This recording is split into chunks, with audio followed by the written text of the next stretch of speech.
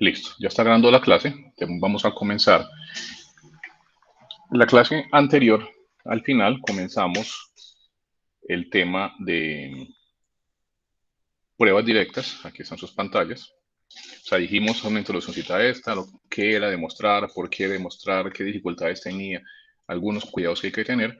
Y entonces comenzamos con algunos métodos de demostración. El primer método de demostración que utilizamos o que vimos fue el de las pruebas directas.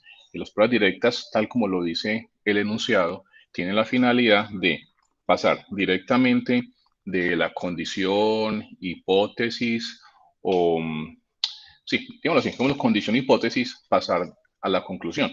Entonces, veíamos los enunciados de los teoremas, proposiciones, lemas, corolarios, que también hablamos un rato. Vimos que se podían escribir, no todos ellos, pero muchos de ellos en la forma para todo x en d.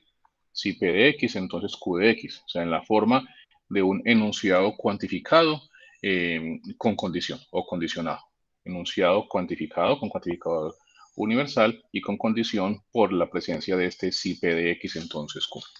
Entonces, cuando lo escribimos así, identificábamos p de x como la condición o como la hipótesis y q de x como la conclusión. Entonces, todo lo que fuera p de x o todo lo que estuviera antes de p de x, bueno, depende del enunciado, uno lo tomaba como dato o como condición y de ahí, de alguna manera, se debería llegar a q de x, que es la conclusión. Te digo por acá, esto generalmente se hace en la mente. Para eso el primer capítulo en el que aprendimos a cambiar enunciados del lenguaje informal al lenguaje formal o del lenguaje hablado al lenguaje matemático. Bueno, después de eso se inicia la demostración suponiendo que X es un elemento particular, pero que se elige de manera general. Y esto generalmente se abrevia diciendo, supongamos que tengo X en el dominio, tal que se cumple P de X o y se cumple P de X, y entonces después, por medio de definiciones, argumentos previamente establecidos, reglas de inferencia lógica, debemos llegar directamente a la conclusión. Entonces, parto directamente de la condición, llego a la conclusión. Pues lo llamábamos pruebas directas. Y también dijimos que la mejor manera de hacer eso era por medio de ejemplos. Te vimos un par de ejemplos la clase pasada y ahí terminamos. Tengo una proposición que dice la suma de dos números impares es par. Entonces pusimos la palabra demostración, hicimos el enunciado, hicimos la selección general y arbitraria de las variables y por medio de definiciones y argumentos llegamos a la conclusión que era mostrar que x más y era un número par. Y después de eso, la última, mostramos que si un número es múltiplo de 3, entonces su cuadrado tiene múltiplo de 3, lo mismo. La palabra demostración, supongamos tal cosa, en este caso una sola cosa del dominio, que cumple la condición, que sea múltiplo de 3, y por medio de algunos argumentos, en este caso que serán cosas muy sencillas, llegamos a la conclusión. Bueno, entonces eso fue la clase pasada. Hoy voy a empezar, o quiero empezar, resumiendo algunas recomendaciones generales acerca de cómo hacer demostraciones con enunciados universales. Entonces voy a empezar ahí. Voy a poner inclusive ese encabezado.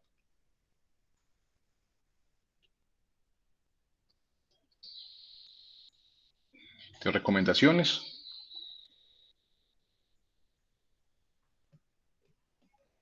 para escribir demostraciones de enunciados universales.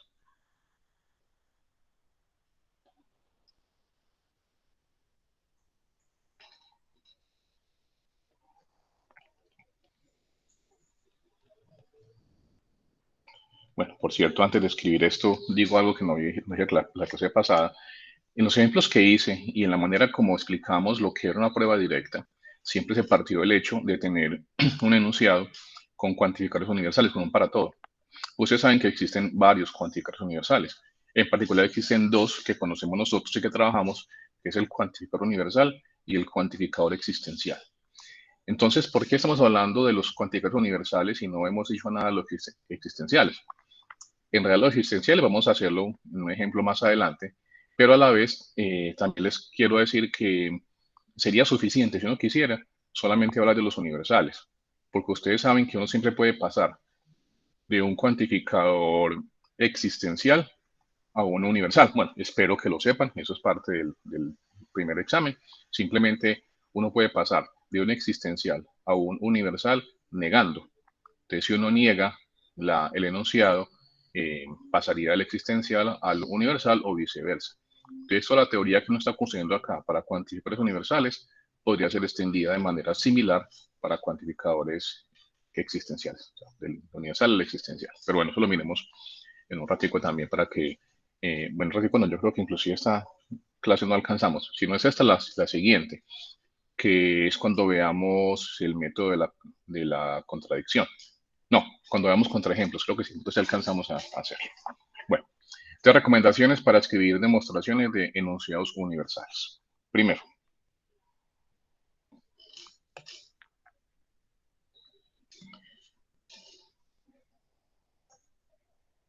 copie, que esto quedó como feito, copie el enunciado del teorema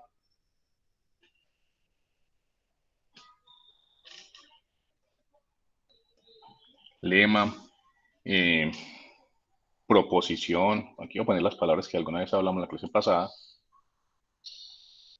corolario, etcétera,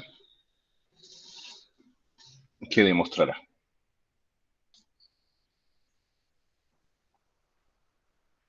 Que cuando digo que copie, es simplemente que redacte el enunciado. ¿Cómo lo puede redactar? Bien sea en un lenguaje informal, si lo entienden mejor, o en el lenguaje matemático. En el lenguaje matemático generalmente me parece a mí que es más claro para uno saber exactamente qué es lo que tiene como información y qué es lo que quiere probar. Segundo, marque con claridad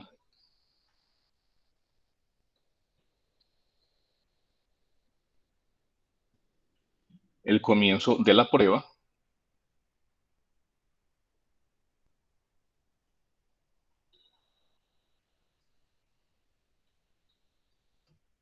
con la palabra demostración.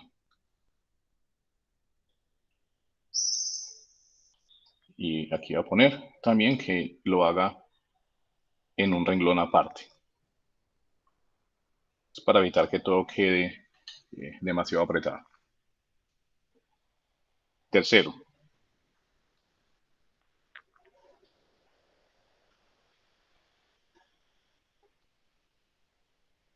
haga su demostración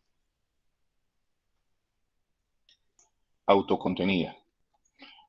Esto es muy importante, sobre todo cuando uno está comenzando a, a demostrar. Y a ver, ¿a qué me refiero con autocontenida? Me refiero, voy a escribir esto antes de decir lo que quería explicar. Esto quiere decir que introduzca las variables del problema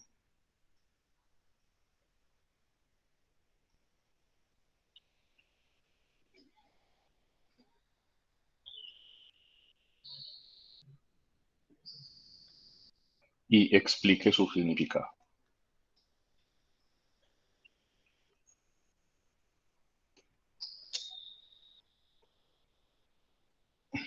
Bueno, esto que acabé aquí de escribir tiene que ver, por ejemplo, en lo que hicimos aquí en la clase pasada, en decir esto. Supongamos que X y Y son números, bueno, para este enunciado, son números impares, bueno, entonces esas son las variables, X y Y. Y ese es su significado, son números impares. Esto es tomar las variables de manera arbitraria en el dominio. Acá el dominio, vamos a mirarlo, eh, son los números enteros, pero aparte de eso, para que cumpla la hipótesis, tienen que ser números impares. Eso es introducir claramente las variables y su significado. Y eso hace parte, no es todo, pero sí hace parte de que la prueba sea la demostración sea autocontenida, que es lo que dice el tercer paso. Autocontenida entonces tiene que ver con eso, con introducir las variables y su significado, pero además con ser lo más claro posible. Entonces eso de pronto lo voy a poner aquí como un punto siguiente que quede más claro y es precisamente esto. Escriba su demostración completa.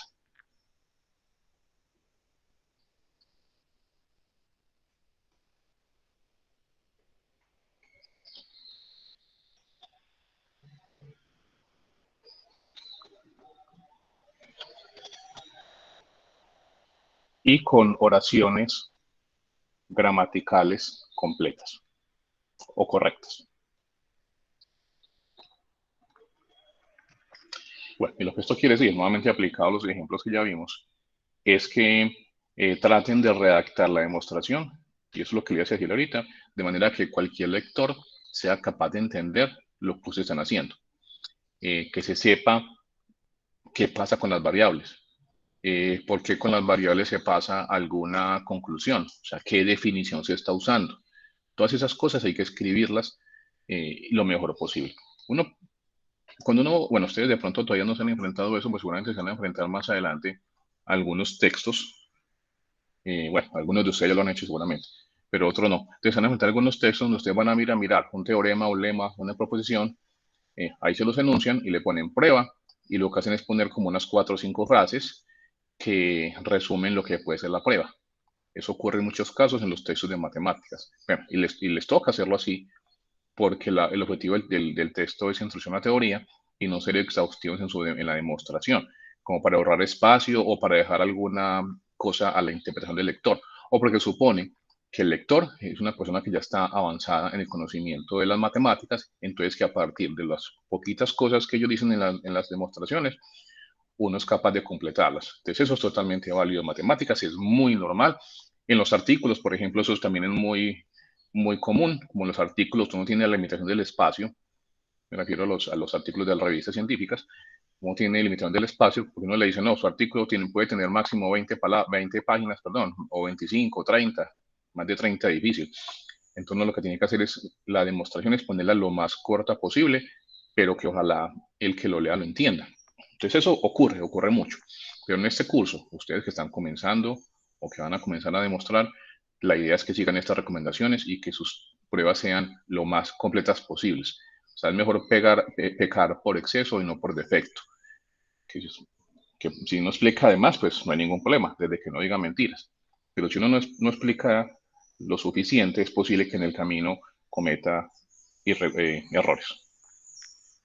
Bueno, ese es el cuarto. El quinto, que también es importante, mantenga al lector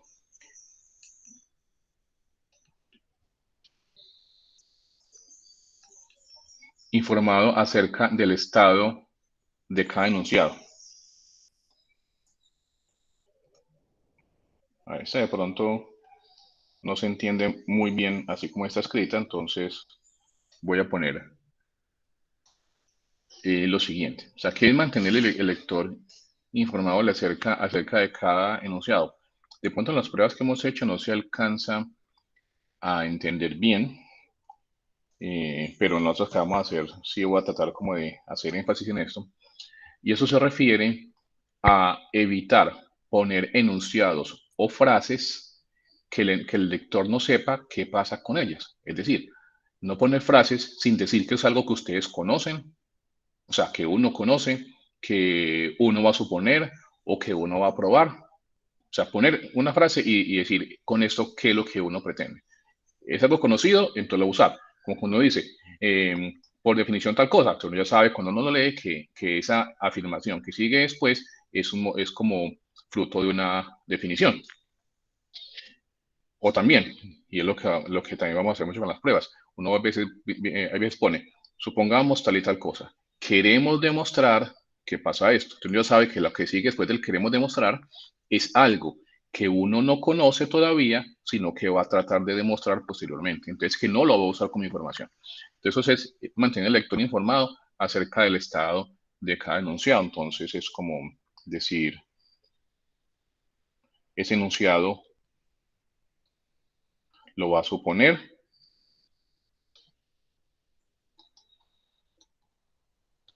lo conoce o lo va a demostrar. Esas son cositas que poquito a poquito, a medida que vayamos haciendo pruebas, se van volviendo cada vez más automáticas. Sexto, ya lo he mencionado varias veces, voy a ponerlo nuevamente. Bueno, nuevamente no, porque no le he puesto. Bueno, aquí María Alejandra pregunta algo. Cuando uno va a demostrar y necesita usar otro teorema, ¿puede citar el teorema sin demostrarlo o le toca demostrarlo ahí? Bueno, es una pregunta muy buena, muy interesante. Eso hace parte de la cadena de herramientas que uno puede utilizar para partir de la condición y llegar a la conclusión que uno decía. Al llegar a la conclusión que usamos definiciones, argumentos previamente establecidos y dijimos también que podemos usar, y es totalmente válido, las tablas de inferencia lógica. Y son tres cosas que uno puede utilizar. Bueno, no le veía más, pero fueron las tres que anunciamos. Entonces, cuando uno dice argumentos previamente establecidos, ahí estamos incluyendo resultados que uno tiene de antes. Y esos que uno tiene de antes puede ser teoremas demostrados con anticipación o sí, de manera anterior. Entonces, lo que te pregunta, que si uno puede usar esos teoremas, sí, siempre y cuando, y acá es muy importante porque, bueno, tener en cuenta que eso es un curso, si uno le piden demostrar algo en un examen y uno va a usar un resultado previamente establecido, ese resultado es válido utilizar si yo lo hice en clase. O sea, si yo hago algo en clase y lo demuestro aquí en la clase, usted ya tomen eso como información y lo pueden seguir usando. Pero si simplemente ustedes van a decir, no, es que en el libro tal, página tal, hay un teorema que dice tal cosa, y entonces eso lo voy a utilizar. Ahí sí no. Si usted va a utilizar un resultado que vimos en clase, entonces ese resultado sí tendrían que probarlo para que le quede la prueba autocontenida. Eso, solamente eso. Entonces, bueno, sigamos. Sexto, de una razón para cada afirmación en su demostración.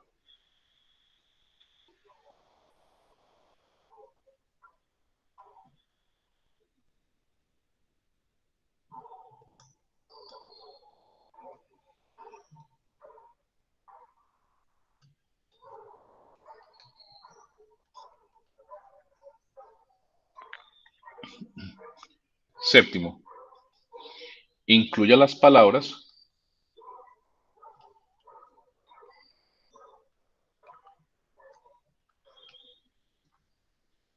que hagan lógicos y claros sus argumentos.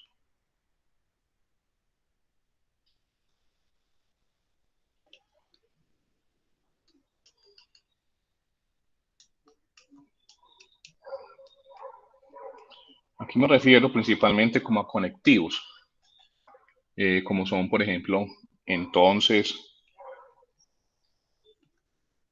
por lo tanto, de dónde,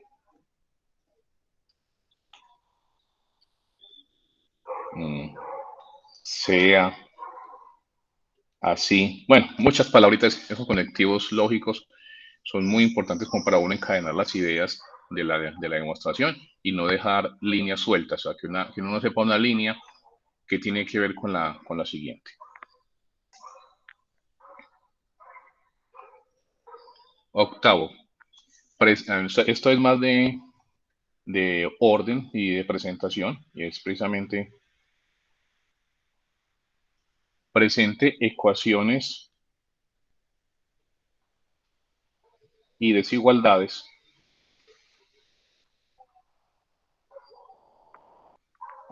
en renglones separados.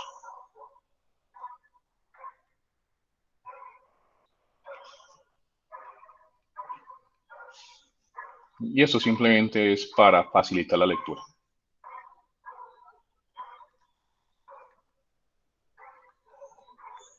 Y nuevamente, eso es una recomendación. No es algo que uno vea muy normalmente en la literatura, pero es por lo mismo que decía ahorita. En la literatura, llámese libro, llámese artículo, para ellos es importante el tema del espacio. Entonces, muchas veces estas cosas no lo hacen. Inclusive creo que en el mismo texto del curso, en el de Susan Epp y en el de Ethan Block, aunque en el de Susan Epp lo recomiendan, algunas veces no lo hacen por cuestiones de espacio. Y es algo que hice la clase pasada, por ejemplo, acá. X más Y es 2A más V más 2B más 1. Entonces, el siguiente paso, que es otra ecuación, lo puse en una siguiente línea, alineando los iguales. Eso es igual a 2A más 2B más 2, y eso es igual, sacando factor común 2, a 2 veces A más B más 1.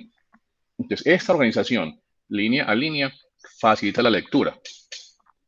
Es mejor presentado. No implica que yo no pudiera haber dicho por acá una cadena de igualdades en la misma línea para llegar a la conclusión, que pasa mucho, repito, en los textos y en los artículos por cuestión de espacio. Pero para nosotros, que digamos que el espacio no es tan importante en este curso, pues nosotros, bueno, espero que así sea, no vamos ahorrar papel para, hacer esto más corto.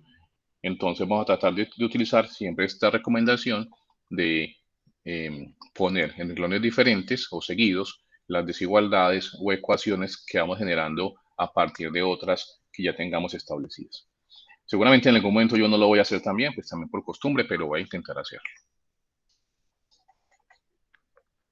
Y noveno y última recomendación, todas estas cadenas de recomendaciones, por cierto, están en el texto de Susan Epp. Algunas les cambié un poco la redacción y otras también las modifiqué o introduje una nueva. Por ejemplo, esta última creo que no está ahí, la había mencionado yo en la clase, pues no la voy a, no está en el texto y es, termine la demostración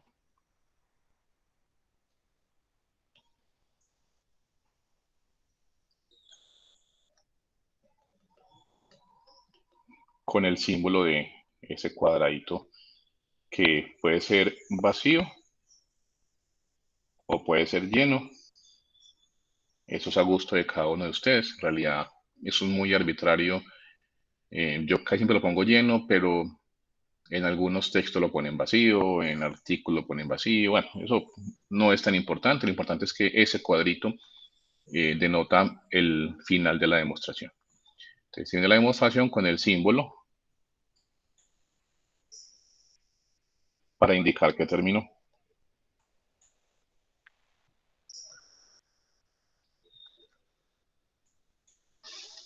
Entonces, aprovecho por acá, pongo como una nota o como una observación que antes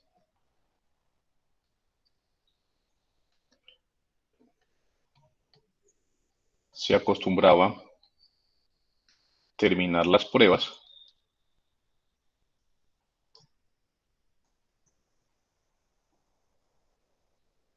con las siglas, así.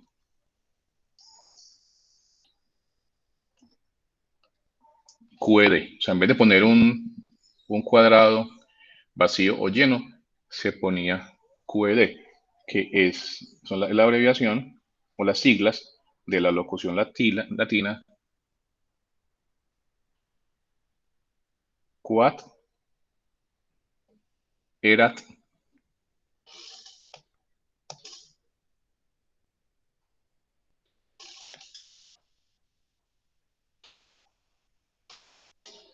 quad erat demonstrandum. Demonstrandum, creo que se escribe.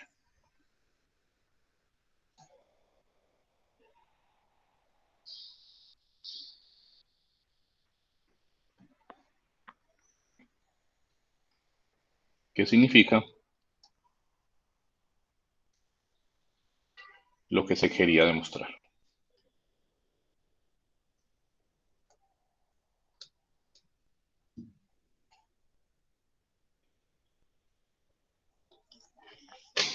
En algunos textos, casi siempre viejitos, ya eso no se usa mucho. En vez de esos cuadritos se ponía sigla, QED, o en español también lo ponían, hay veces LQQD, lo que se quería, sí, lo que se quería demostrar, pero bueno, queda todavía más feo así.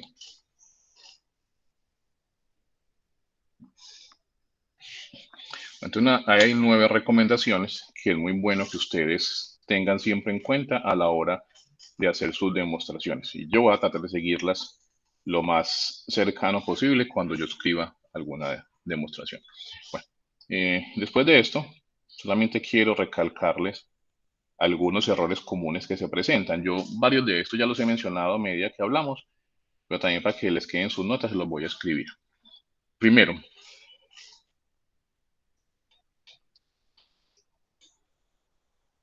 argumentar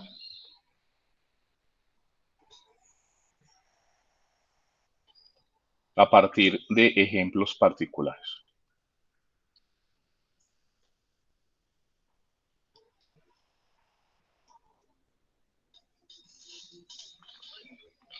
Les había dicho Cuando le piden demostrar que la suma de dos números impares es par, usted no puede decir, claro, eso es cierto, porque si sumo 1 más 3, que son impares, me da 4. Eso no es un argumento porque estamos tomando casos particulares. Entonces uno tiene que hacerlo de manera general. Segundo, también lo he mencionado ya, que es usar la misma letra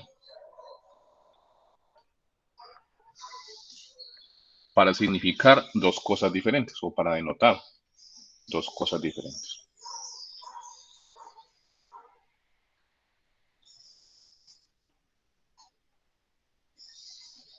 Es importante, tengan en cuenta que el alfabeto español tiene muchas letras, entonces es casi que uno nunca se le van a agotar las posibilidades de letras para usar en sus demostraciones. E igual si se le agotan las letras por algún motivo, entonces llega con el alfabeto griego, que también es muy utilizado en matemáticas para llamar variables. Tercero, el cuarto.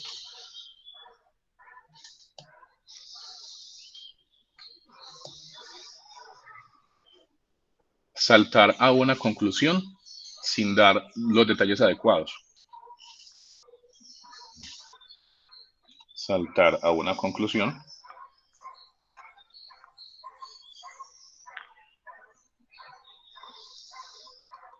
sin dar los detalles adecuados.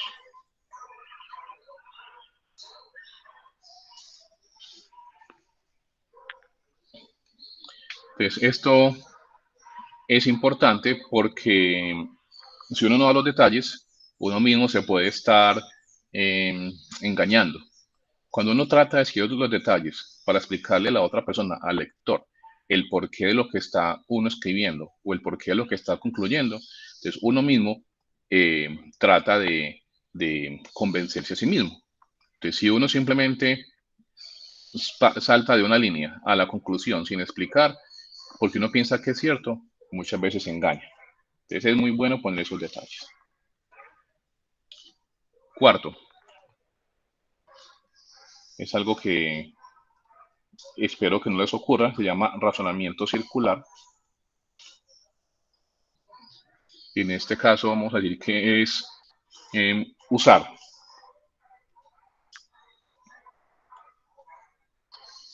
lo que se debe probar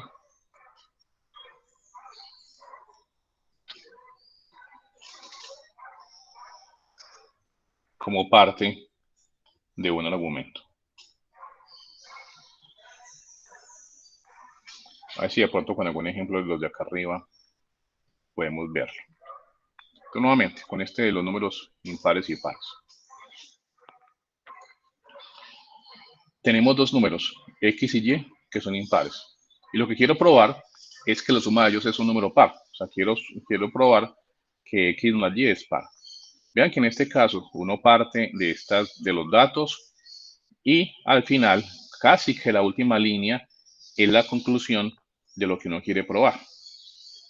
Un argumento circular se refiere a lo siguiente. Supongamos que X y Y son números impares. Eso es un dato. Y después uno diga, como X más Y es de la forma 2C, entonces, que vean que eso no lo podríamos uno decir porque realmente uno no sabe que X más Y es de la forma 2 veces C, porque si dice eso, ya estaría diciendo que el número X más Y es par. Entonces estaría usando lo que uno quiere probar como parte de un argumento. Entonces, eso es lo que uno debe evitar. Eso se llama razonamiento circular.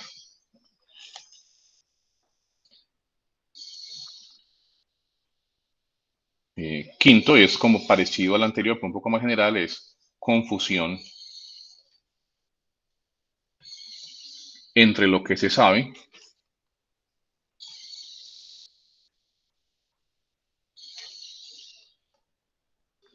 y lo que aún no se ha demostrado.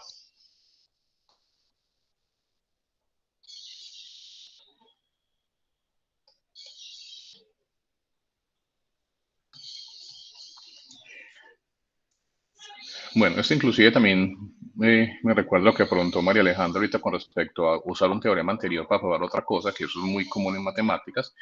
Eso es algo que ustedes pueden hacer, ya les expliqué en qué casos pueden hacerlo. Pero digamos que en general, que no sea un curso, sino que ustedes están trabajando su investigación en sus cosas y van a probar algo. Entonces, van, leen libros, leen artículos y por ahí encuentran unos resultados que utilizan, eso me sirve, lo voy a utilizar. Entonces, eso lo pueden hacer. Pero también tengan mucho cuidado con lo que vayan a usar, porque algunas veces, bueno, digamos que pronto no es tanto con este punto, pero una vez lo digo, muchas veces por ahí, sobre todo en Internet, hay que tener mucho cuidado porque en Internet uno encuentra mucha información que no es cierta.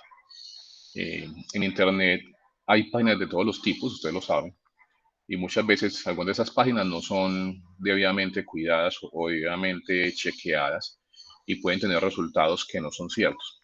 Entonces, antes de que ustedes usen un resultado en una prueba, asegúrense que el resultado es válido. Pues si es sacado de un libro, uno generalmente piensa que es válido, pero aún así es una buena costumbre. Si en los libros está un resultado y ahí está su prueba, lean la prueba y después convencen usted mismo que es válido y después lo pueden utilizar.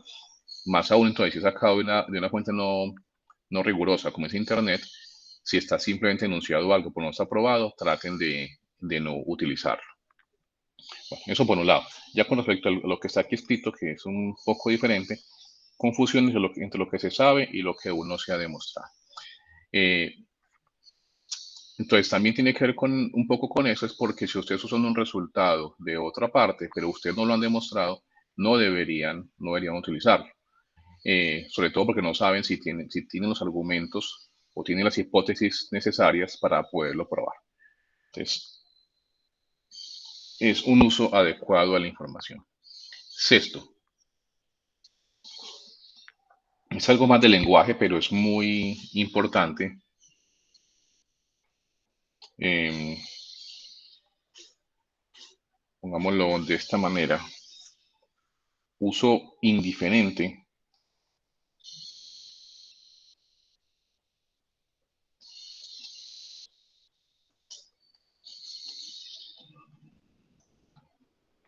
de las palabras cualquier y alguno.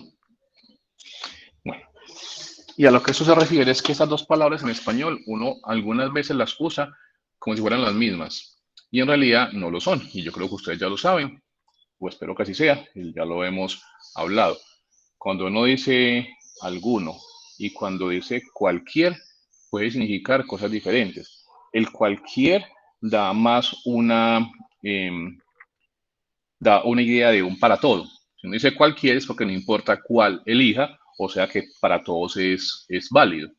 Y la palabra alguno tiene más un significado, o lo puede tener, porque no siempre es así, puede tener más un significado de existe algún tal. Entonces es que para alguno es válido y otro es que para cualquier cosa es válida. Es más general. Entonces algunas veces eso es importante porque, por ejemplo, vamos a tener por acá una frasecita que nos puede servir para tener en cuenta eso. M es igual a 2A más 1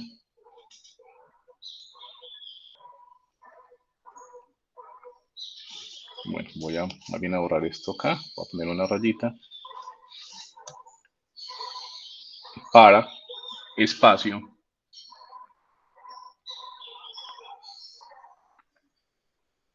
A en Z. Y en ese espacio que dejé, ustedes pongan la palabra cualquiera o la palabra alguna y vamos a ver qué significa. Entonces significa que M es de la forma 2A más 1 para alguna A en los enteros. Significa que M es un número impar, por ejemplo, que si es la expresión 2A más 1, pero es un número impar.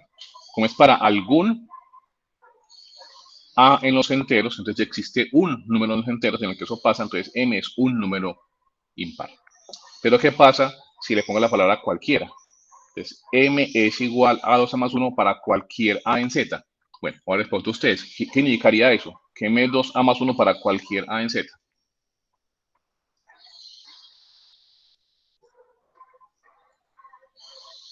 El que quiera bien pueda responder.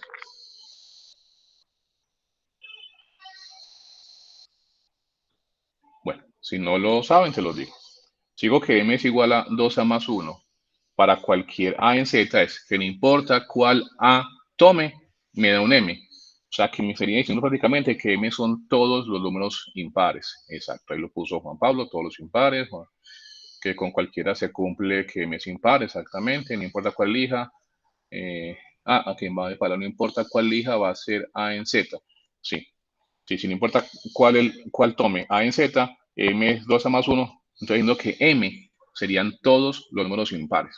Entonces vean que ahí el uso de la palabra cualquier o la palabra alguno es muy importante. En un caso me estaría dando un número impar en particular, 1, y en otro caso me estaría diciendo que son todos los números impares.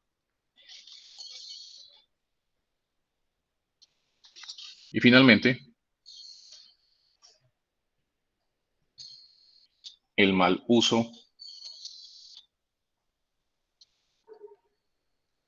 de la palabra sí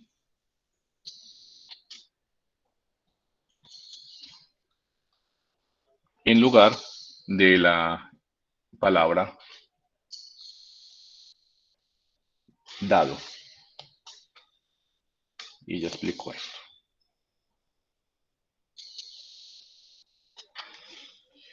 Es muy parecido al caso anterior. Son dos palabras que su uso puede dar lugar a cosas muy diferentes.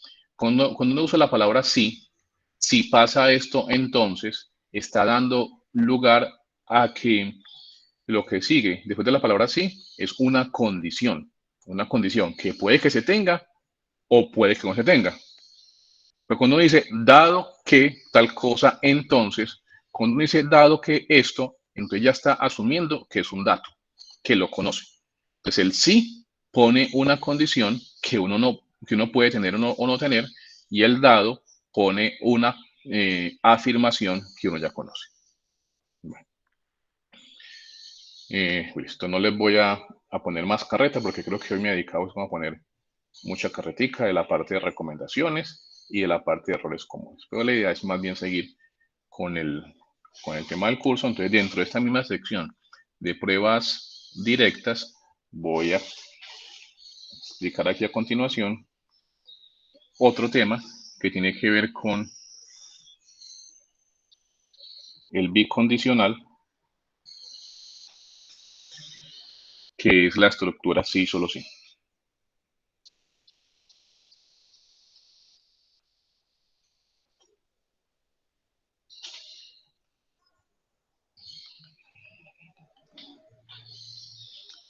María Paula me dice que si puedo repetir el uso del dado. Claro que sí, lo repito.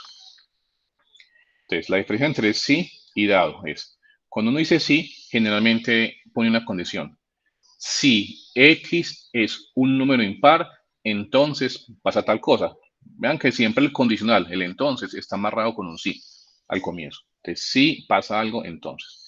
Entonces, este sí, X es un número impar, entonces, dice que cuando X sea un número impar, sea la conclusión. Entonces, pone una condición.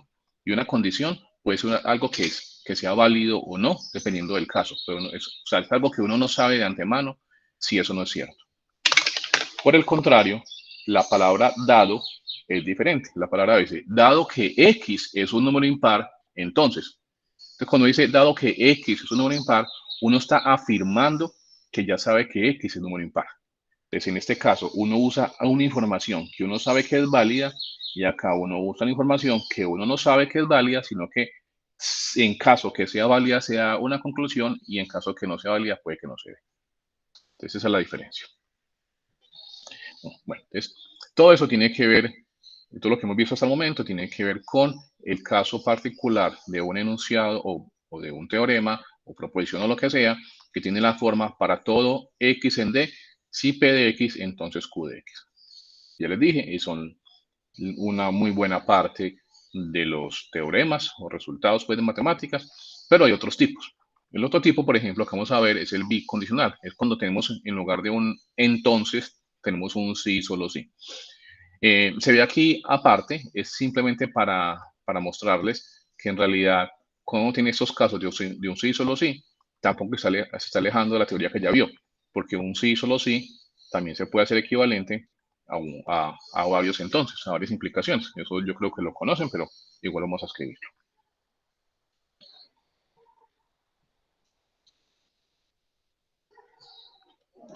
Entonces las pruebas con enunciados unidos por un bicondicional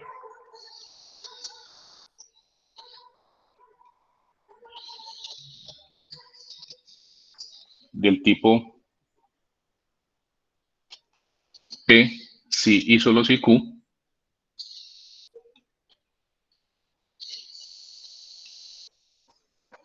pueden ser muy complicadas de desarrollar. Pues pueden ser muy complicadas con el método directo.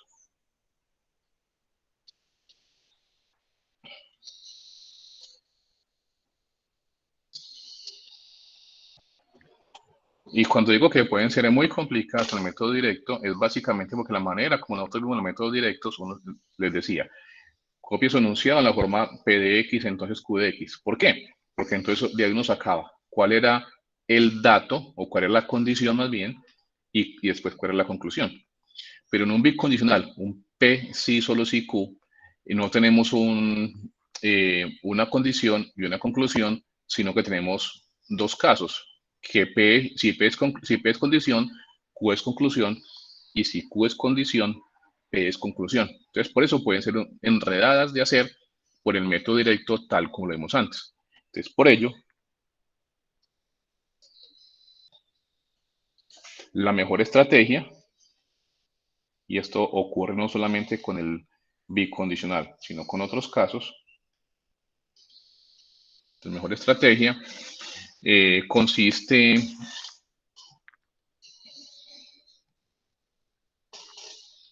en usar la equivalencia, voy a ponerla, la equivalencia que P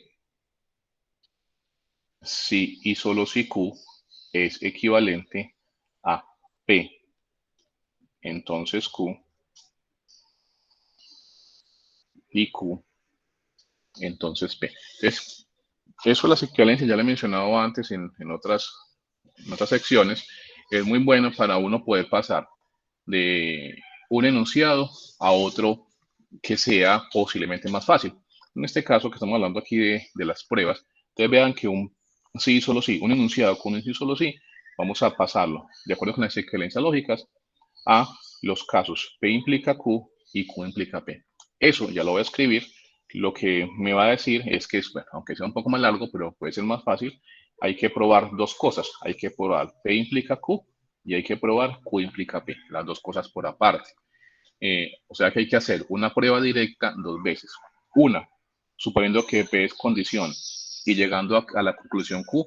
Y la otra, suponiendo que Q es condición y llegando a que P es la conclusión. Entonces, bueno, la mejor estrategia consiste en usar la equivalencia y probar de manera independiente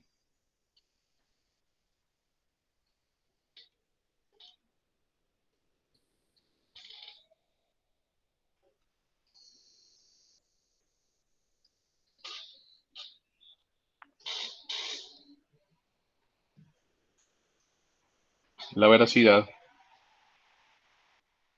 de las proposiciones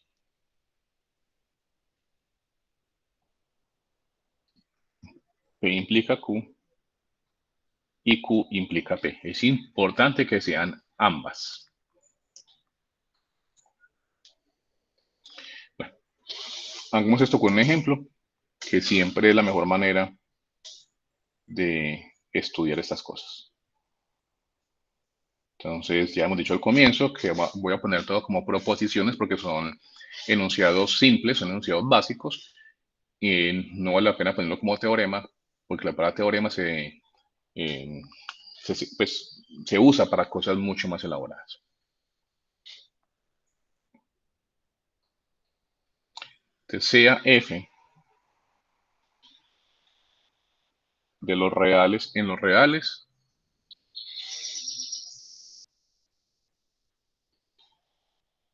la función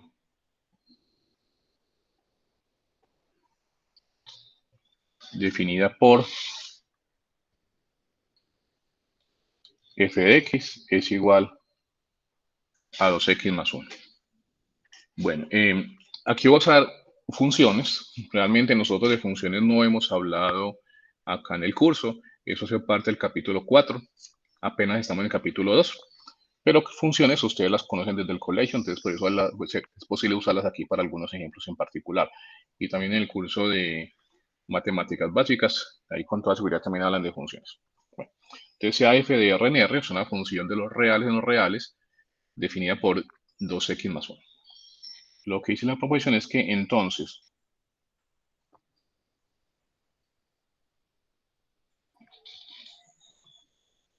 si es igual a eta, esas son letras griegas, si es igual a eta, si solo si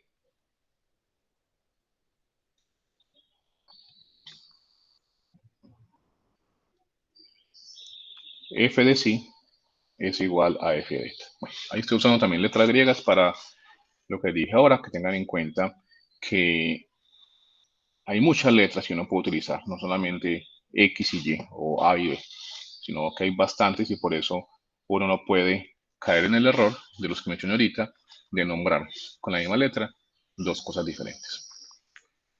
Bueno, una pregunta aquí aparte, no tienen por qué saberla. Esa proposición, ¿qué es lo que dice?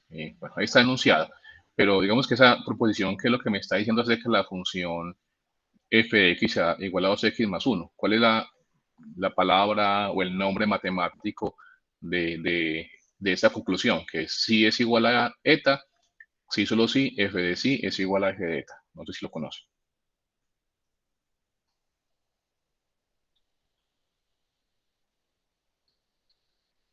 Bueno, yo seguro que ya lo han visto en alguna parte. Profesor, de pronto que sea 1 a 1. O Exactamente, Julián, sí, exactamente eso.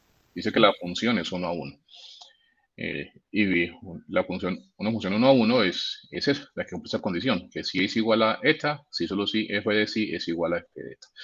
Y la función f de x igual a 2x más 1, que es una línea recta, ustedes también la deben distinguir, que es un caso particular, un caso muy sencillo de una función 1 a 1. Para un valor de la x hay un valor de la y viceversa. Si las y son iguales es porque proviene de la misma x. Entonces es una función 1 a 1. Listo. Entonces vamos a hacer la prueba de ese enunciado o esa proposición. Aquí lo primero que tenemos que tener en cuenta es que tenemos la expresión si y solo si. Entonces esa expresión si y solo si ya me cambia esta proposición y me dice que no es del tipo de las que vimos trabajando antes en las que estaba una condición, en la que está un entonces. Es decir, bueno, por aquí. Eso de la forma P de X, si solo si Q de X, donde P de X sería la afirmación o la proposición si es igual a N y Q de X, no me quedo como una N, pero Q de X es F de si es igual a F de N. Entonces, como es un bicondicional, por eso debemos hacer la prueba tal como está arriba en el enunciado. Bueno, voy a hacer esto un poco más claro. Entonces, vamos a empezar a enumerar los pasos que es con los que empecé la clase de hoy como recomendaciones para, ¿dónde está esto? Sí, estas recomendaciones para hacer las pruebas. Entonces, copia el enunciado del teorema, lema, proposición, corolario que demostrará. Eso ya está copiado. Marquen con claridad el comienzo de la prueba con la palabra demostración. Eso es lo que acabo de hacer, puse demostración. Haga su demostración autocontenida, introduzca las variables del problema y explique su significado. Listo. Vamos a hacer todos esos pasos acá. Entonces tengo mi problema por resolver, mi proposición. Es lo que puse con verde por acá, simplemente como para una explicación, pero no hace parte de la prueba. Pongo la palabra demostración y acá empiezo a demostrar. Por ser la primera vez que vamos a hacer una demostración con un sí, solo sí, entonces voy a poner aquí un parrafito introductorio. Entonces, ese párrafo introductorio es solamente esta vez, ya no tenemos que hacerlo. Es lo que puse ahí con verde, pero quiero poner como más ampliado.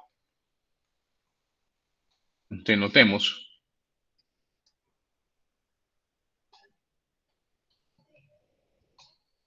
que si declaramos, bueno, voy a borrar esto porque ya lo voy a poner aquí abajo. Notemos que si declaramos las proposiciones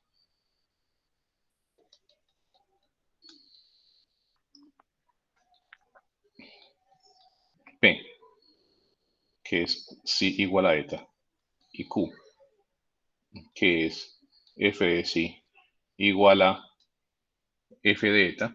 Bueno, por cierto, antes de seguir, y aquí hago paréntesis cada ratico como para recordarles cosas que ustedes tienen que tener en su cabeza.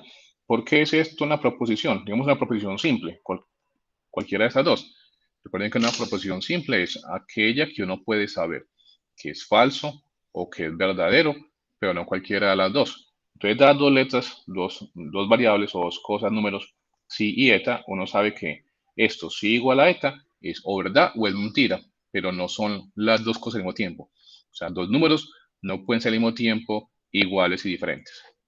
Y lo mismo acá, pues estos ya son aplicados a una función f de si igual a f de eta, pero igual.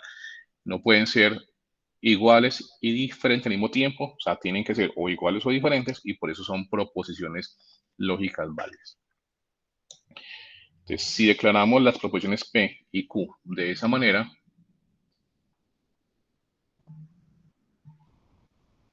entonces debemos probar, y escribo tras el enunciado, sea F de los reales en los reales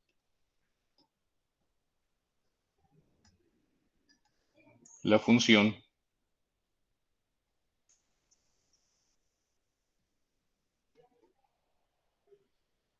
un segundo que se me está escribiendo, ya, la función definida por f de x igual a 2x más 1.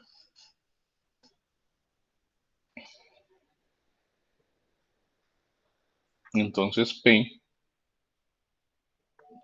sí y solo sí Q. Entonces lo escribí ahí, hice ese párrafo como introductorios para poder aclarar lo que quería, para poder mostrar que es el caso de esta sección que estamos estudiando, que es el bicondicional, y demostrar que es enunciado de la forma sí, solo sí.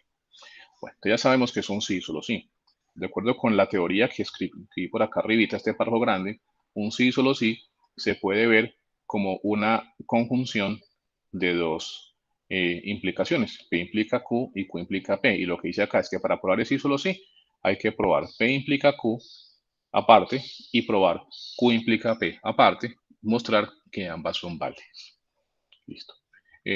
¿Cómo se hace eso? Normalmente, ¿cómo se escribe eso normalmente? Entonces, lo que uno hace en estas pruebas de los bicondicionales es empezar poniendo un simbolito. Entonces, es esto. Digamos que aquí pongo dentro de paréntesis esta flecha.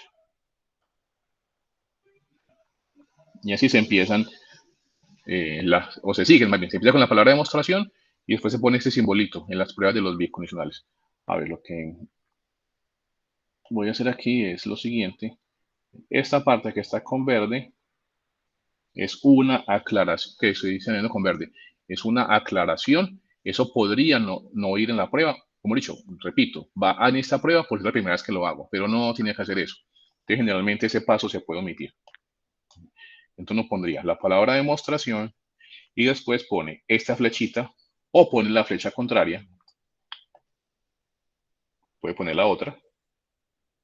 Eso lo que indica es cuál dirección voy a empezar a probar. Si pongo esto, entonces uno está diciendo, voy a empezar suponiendo que P es una condición y después voy a probar que Q es una conclusión, es la conclusión, o que se concluye Q. Y cuando se pone esta flecha en ese sentido, entonces uno va a decir, voy a suponer que conozco Q, o sea que Q es mi condición, y a partir de ahí voy a probar que P se da.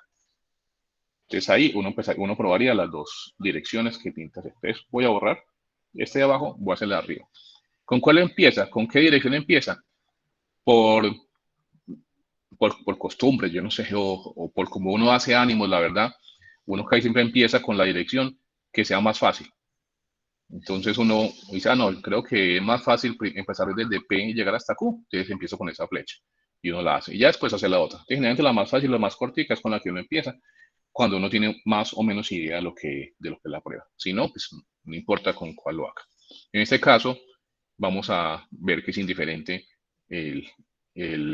la dirección. Entonces voy a empezar con esa. Cuando empiezo con esa, entonces estoy suponiendo que P es mi condición. Entonces supongamos, y esto de pronto sí es muy importante para uno tener en la cabeza y también tener ahí en el papel qué es lo que conoce y qué es lo que va a probar. Supongamos que P es válido. Es decir, supongamos que sí es igual a eta y probemos, eso ya le dice a uno y al lector qué es lo que conoce y qué es lo que no conoce. Entonces, cuando dice y probemos, entonces eso no lo conozco, no lo puedo usar, sino es a lo que debo llegar. Y probemos que f de sí es igual a f de eta.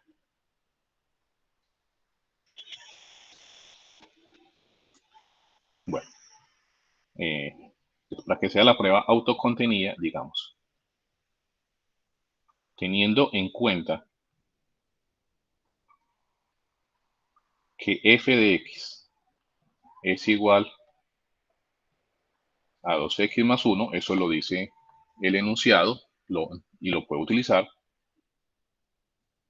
Entonces, lo que yo sí sé, y sí puedo tener, es que si f de x es 2x más 1, eso me dice que si yo escribo en vez de f de x, escribo f de sí, entonces es lo mismo que tengo en la función, sino cambiando x por sí. Esto sería 2sí más 1.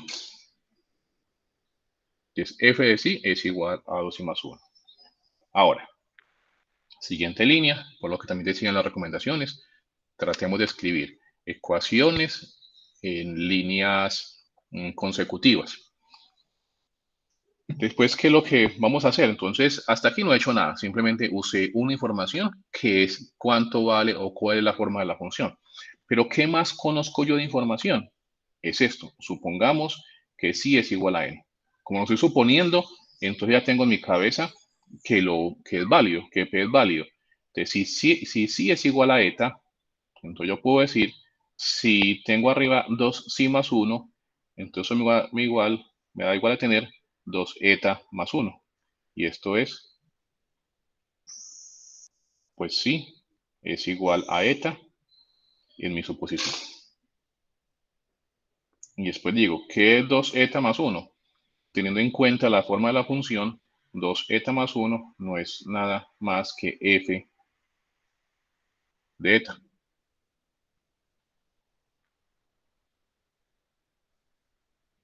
Así que f de sí es igual a f de eta.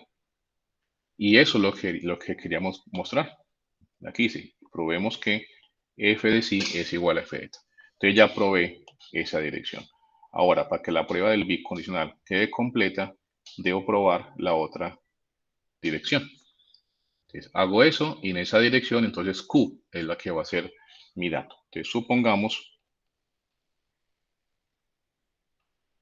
que Q es verdadera, o sea que f de sí es igual a f de eta y probemos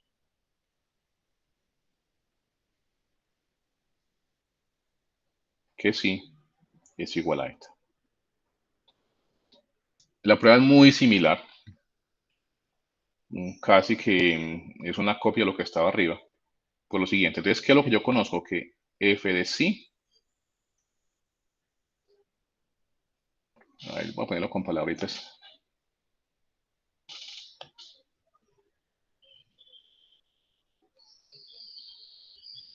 De acuerdo con la suposición,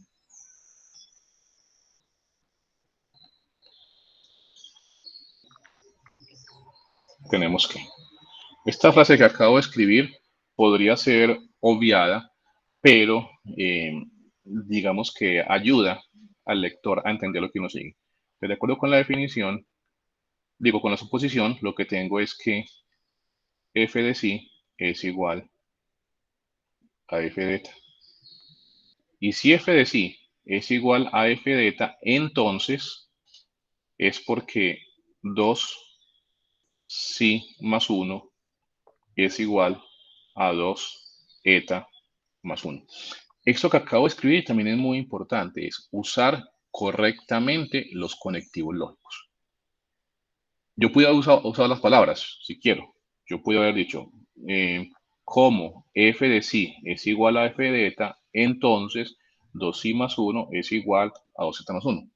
Pero ya que conocemos los conectivos lógicos del primer capítulo, usémoslos. Entonces, de poner ese sí y ese entonces, uno pone la implicación. F de sí igual a f de eta implica que 2 psi más 1 es igual a 2 eta más 1. Después lo que sigue es empezar a operar en el lado derecho de esa implicación. Deshaciendo el análogo de lo que está en el caso anterior, que era con igualdades, aquí está con implicación. Entonces vamos a poner las implicaciones, o sea, los entonces, uno debajo del otro, y aquí digo. Entonces, si 2 psi más 1 es igual a 2 eta más 1, es porque 2 psi es igual a 2 eta. La razón de eso, y vamos a hacerla aquí, es que, bueno, como ustedes quieran decir, que este 1 se cancela con este 1, por el hecho que paso uno de ellos al otro lado a restar y se suman y me da 0. Y lo otro, si 2 sí es igual a 2z, entonces es porque sí es igual a 2z. Bueno, voy a ponerlo inclusive por acá entre paréntesis para que les quede en su prueba. Esto es restando 1 en ambos lados. Y esta otra es, aquí me sobró un 2.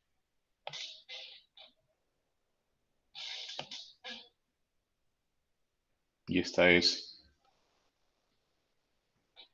dividiendo entre 2. De pronto, este tipo de cosas no hay necesidad de ponerlas, pero bueno, ahí las pongo para que les quede la prueba completica. De acuerdo con eso, decimos que de donde sí es igual a eta, y eso es lo que queríamos probar de ese sentido. Como ya probé las dos implicaciones, las dos direcciones, entonces ahí ya acabé la prueba y entonces puedo simplemente aquí cerrar mi demostración. ¿Está claro eso, muchachos? ¿Alguna pregunta?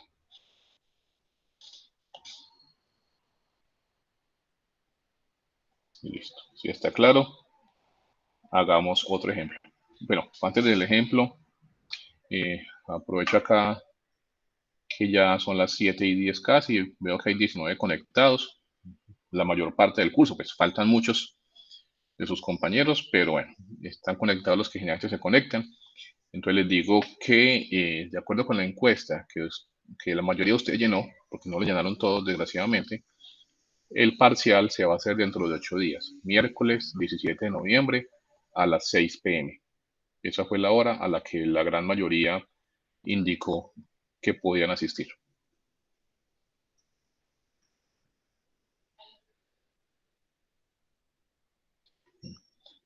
Sí, Angie, los que madrugan, exacto.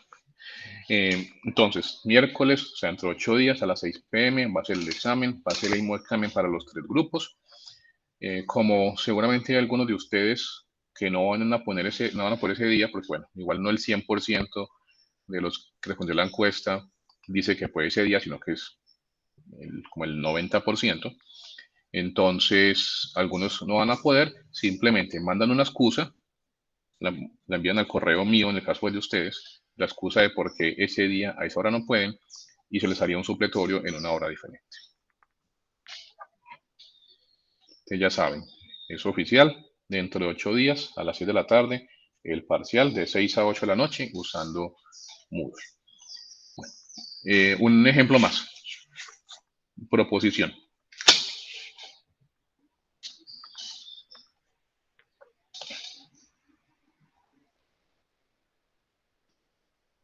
La suma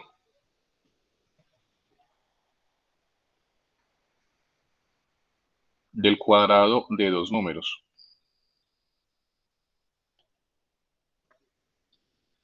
es 0 si y solo si ambos números son 0.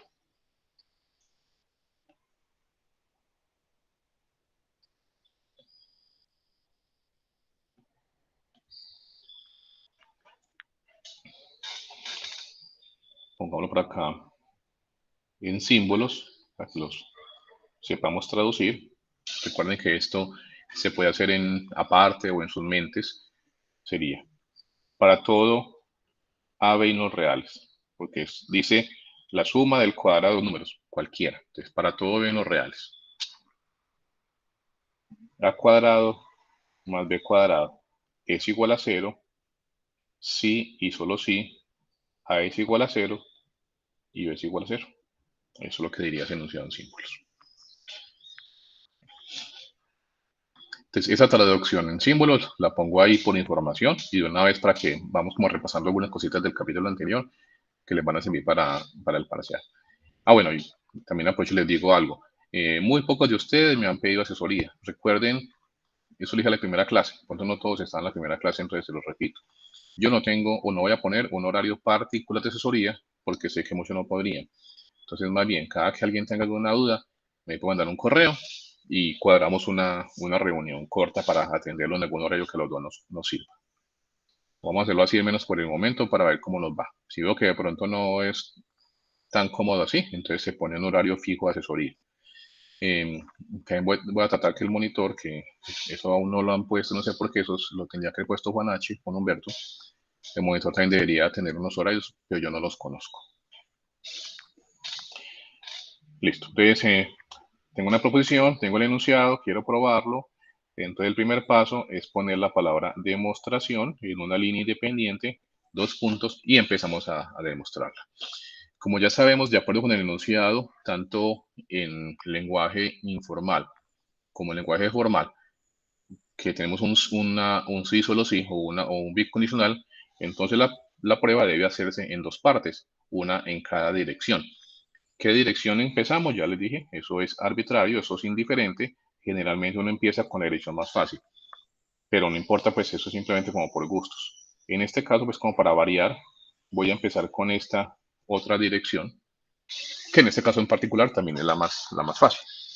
Entonces, si empiezo en esa dirección, entonces voy a suponer el lado derecho y debo llegar al lado izquierdo. Entonces, supongamos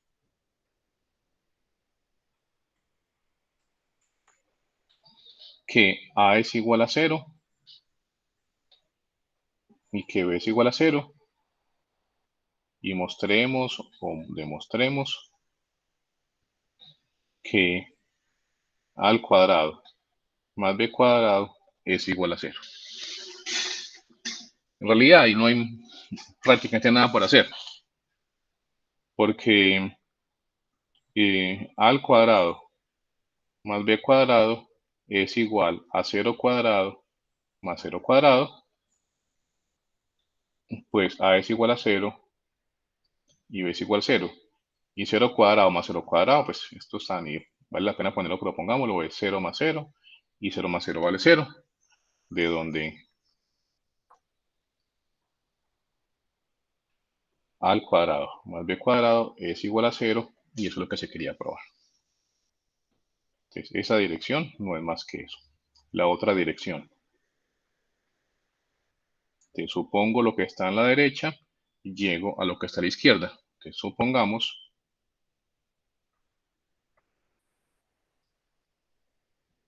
que A cuadrado más B cuadrado es igual a 0 y probemos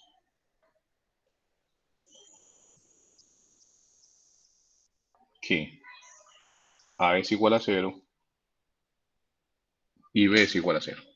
Bueno, aquí se tiene un truquito para llegar a ese resultado y por eso es que la puse de segundo, siguiendo como la convención de que uno primero comienza con la más fácil y después la más complicada. Y es la siguiente. Recordemos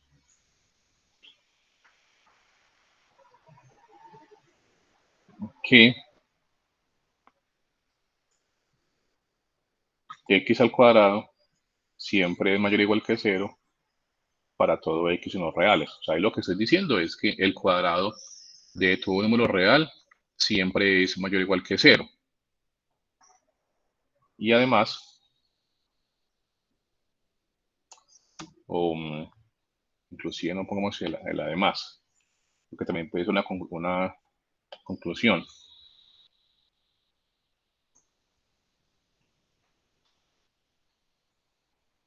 Y de allí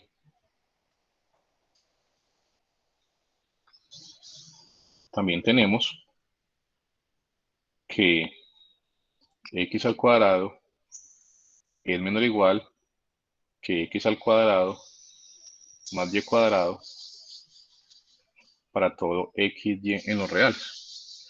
A ver, ¿por qué es eso cierto? Porque como y cuadrado es un número positivo, por lo que puse por acá, el cuadrado del número siempre es positivo, sin importar qué número sea. Entonces, como y cuadrado es positivo, x al cuadrado más un número positivo siempre va a ser más grande que x al cuadrado. Bueno, más grande o igual, porque el y puede ser 0. Entonces, x al cuadrado más y cuadrado, por el hecho de estar sumando cosas que son no negativas, entonces siempre va a ser mayor o igual que lo que tenía antes. Bueno, espero que eso les quede claro. Si no me lo preguntan y lo miramos mejor. Entonces, con ese argumento que puse por ahí, con ese de recordemos, aunque bueno, más que recordar es algo que conocemos, tenemos lo siguiente.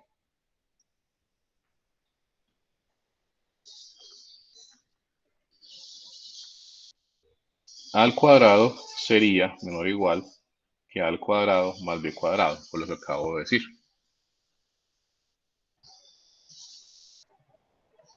Y a cuadrado más b cuadrado es igual a 0.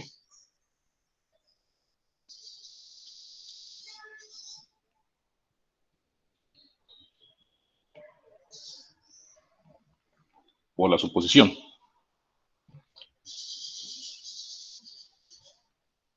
Entonces, lo que nos quedó es que a al cuadrado es menor o igual que 0.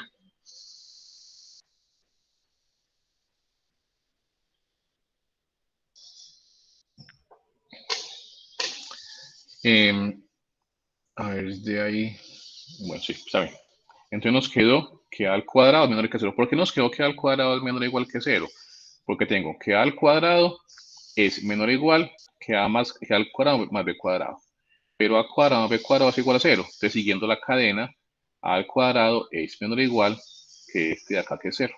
Es a al cuadrado es menor o igual que 0.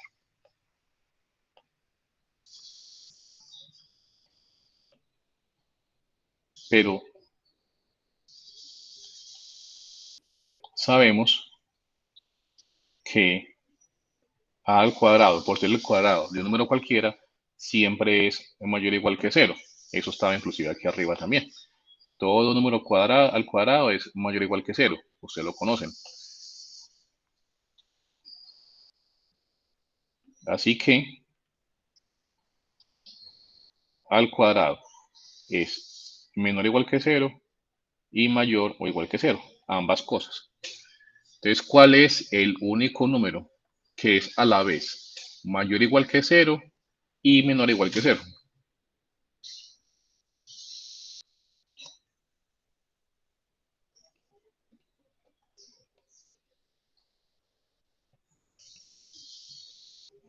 Ya lo puso Juan Pablo ahí en el chat. Y es que A tiene que ser igual que 0. O sea, un número no puede ser positivo y negativo a la vez. Eso lo sabemos. Pues se permite que sea 0, entonces tiene que ser 0. O sea, si es mayor o igual que 0 y menor o igual que 0, la única intersección es que sea 0. Entonces ahí ya probamos que A es igual a 0. Nos falta probar que B también es 0. Pero es la misma prueba. Entonces hagámoslo aquí un poco más rápido. Del mismo modo, b cuadrado es menor o igual que a al cuadrado más b al cuadrado, que es igual a 0, y eso implica, voy a hacerlo escribirlo un poco diferente, entonces b cuadrado es menor o igual que a al cuadrado b cuadrado, y que es igual a 0, y eso implica que b cuadrado es menor o igual que 0, lo que implica que b cuadrado es menor o igual que 0 y mayor o igual que 0, y eso implica que b tiene que ser 0. Ahí lo escribo un poco diferente como para mezclar distintas maneras de escribirlo y que ustedes sepan hacerlo. Ya se probó que si a al cuadrado más b cuadrado es igual a 0, entonces es porque tanto a como b tienen que ser 0. Muchas veces esta segunda parte, esto que puse con el b, uno no lo escribe, sino que uno se da cuenta que con lo que ya escribió antes, si uno cambia a por b, todo se sigue cumpliendo. Entonces uno diría, de manera análoga, se concluye que b es igual a 0 y ya, es suficiente. Entonces, se puede hacer así, siempre y cuando realmente sea cierto. Eso de manera análoga es lo que acabo de mencionar, que si uno cambia a por b, todo se sigue siguiendo, todo se sigue valiendo, entonces no habría necesidad de escribirlo. Pero bueno, ustedes tengan mucho cuidado con eso, porque algunas veces es cierto, otras veces no. Entonces solamente úsenlo cuando estén totalmente seguros que así es. Bueno, para terminar la parte de esta primera sección de pruebas directas, faltaría solamente un tema. Ese tema más o solamente casi que lo voy a anunciar, no voy a escribir mucho acerca de él, porque en ese momentico no tenemos manera de construir un ejemplo que podamos desarrollar aquí con lo que hemos visto en la clase. Más adelante, cuando veamos un poco más de teoría, cuando veamos conjuntos, por ejemplo, seguramente vamos a poder hacer pruebas de ese tipo. Pero igual lo voy a escribir acá para que lo tengan como dentro de su lista de posibilidades, ya después lo vamos a utilizar. Y el tema se llama equivalencias múltiples. Creo que eso ni siquiera está en el texto de Susana.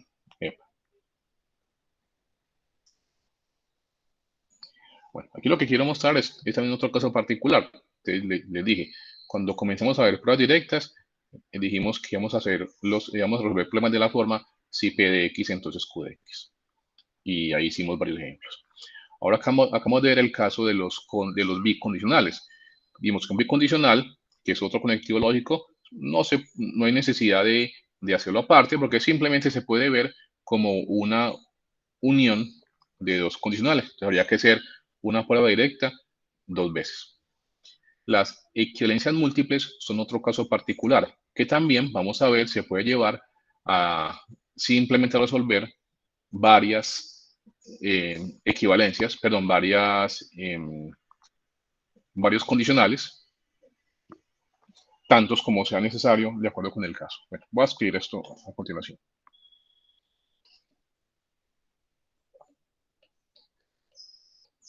En matemáticas existen resultados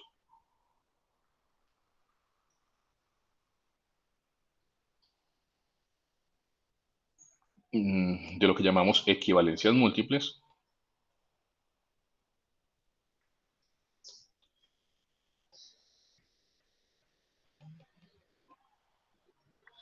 en las que un objeto matemático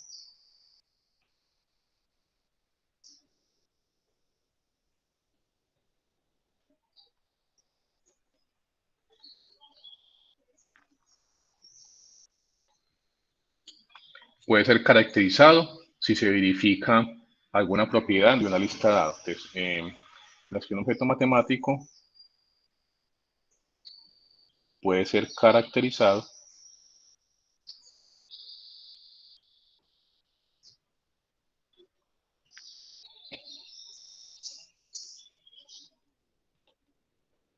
si se verifica alguna propiedad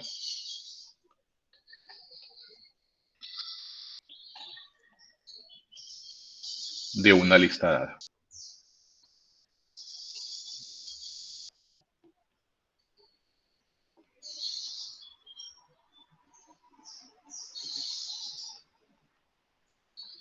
Por ejemplo, y aquí pongo una proposición que no la voy aprobar, por lo que les dije hace un momentico, en este momentico no tenemos las herramientas para hacerlo. Voy a decir la estructura de la prueba, pero no voy a hacer la prueba. Por ejemplo, esta proposición. Sean A y B dos conjuntos finitos cualesquiera.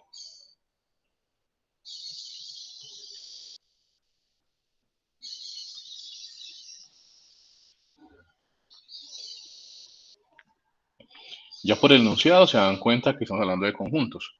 Como conjuntos aún no lo hemos visto, conjuntos, si no estoy mal, es el tema que sigue, el capítulo 3, conjuntos. Cuando lo veamos, de pronto hacemos la prueba. Que sean ahí dos conjuntos finitos cualesquiera. Y denote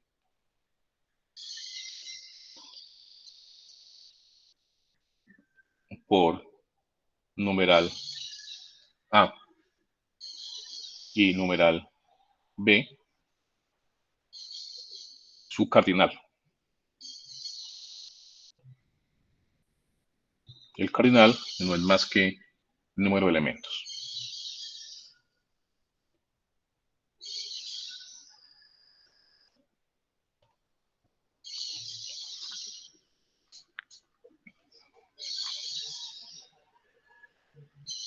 Entonces denote por numeral A y numeral B su cardinal correspondiente. La numeral A es el número de elementos del conjunto A y numeral B, número de elementos del conjunto B. Luego,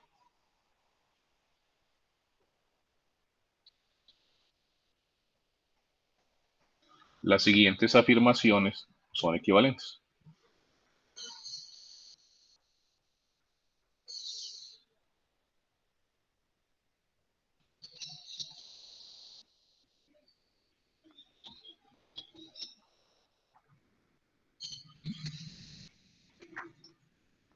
A. El cardinal de A es menor o igual que el cardinal de B. Es decir, el número de elementos de A es menor o igual que el número de elementos de B. B. Existe una función f del conjunto A al conjunto B que es inyectiva. Nuevamente son conceptos que veremos más adelante en el capítulo 4, que vemos funciones. Y C, existe una función G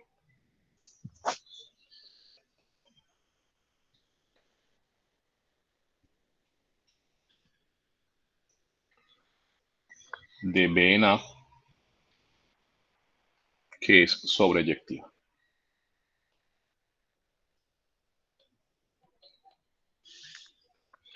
Listo. Este resultado no lo vamos a probar. Entonces, digamos acá que aún no tenemos las herramientas matemáticas para probar el teorema o esta proposición. Herramientas matemáticas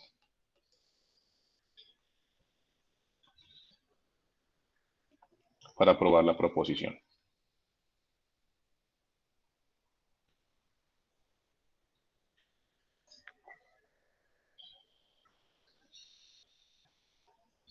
Pero podemos describir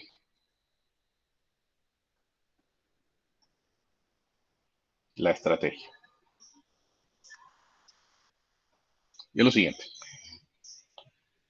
En este tipo de enunciados de equivalencias múltiples, aquí lo que tenemos es, en caso particular, tengo dos conjuntos y me dicen las siguientes afirmaciones son equivalentes. Cuando hablamos de equivalentes, lo hacemos en el mismo sentido que ya vimos en el curso, de lo que es el equivalente, que una cosa es igual a la otra. Entonces, que el cardinal de A sea menor o igual que el cardinal de B es equivalente a decir que existe una función f de A en B inyectiva. Y eso a su vez es equivalente a decir que existe una función g de B en A sobreyectiva. Entonces, todas las tres cosas significan lo mismo. Eso es lo que quiere decir esta proposición. Que si se da una cosa, sean las otras dos. O que las tres cosas son las mismas.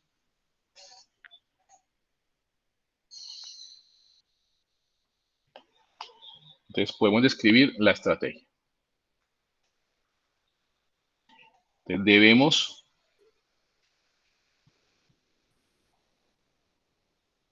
probar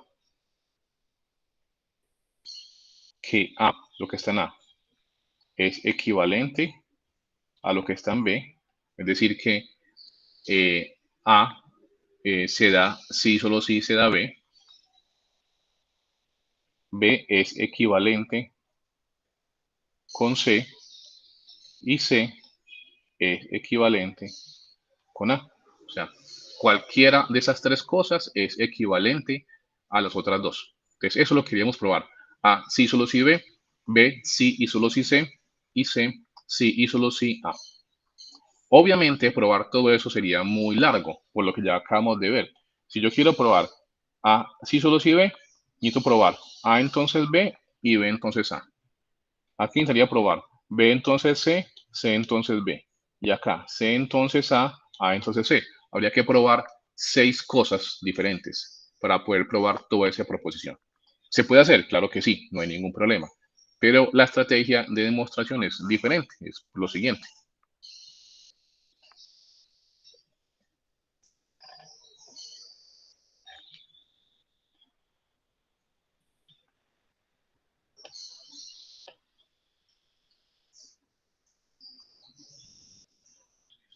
Para esto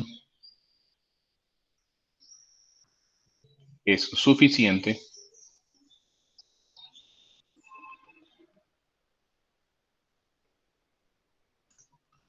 comprobar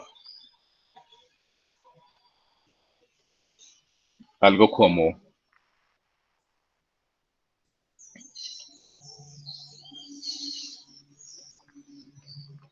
A implica B,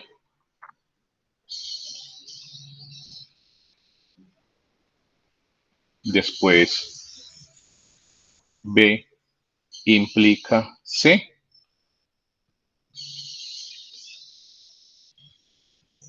y finalmente C implica A. Ustedes vean que al comienzo les había dicho, habría que probar 6 cosas, pero lo que digo acá es que para esto es suficiente comprobar solamente 3 cosas. A implica B, B implica C y finalmente C implica A.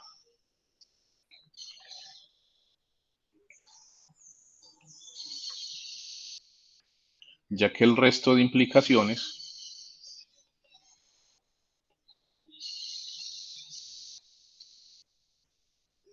se siguen a partir de estas.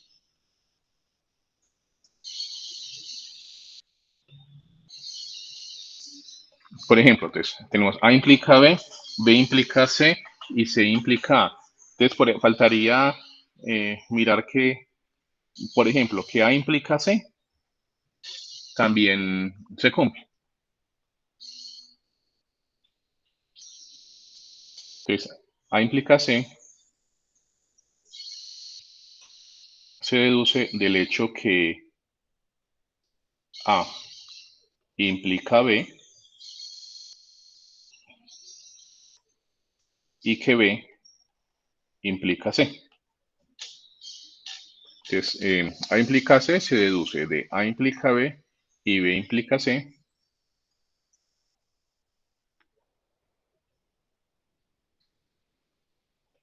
De donde A implica C por transitividad.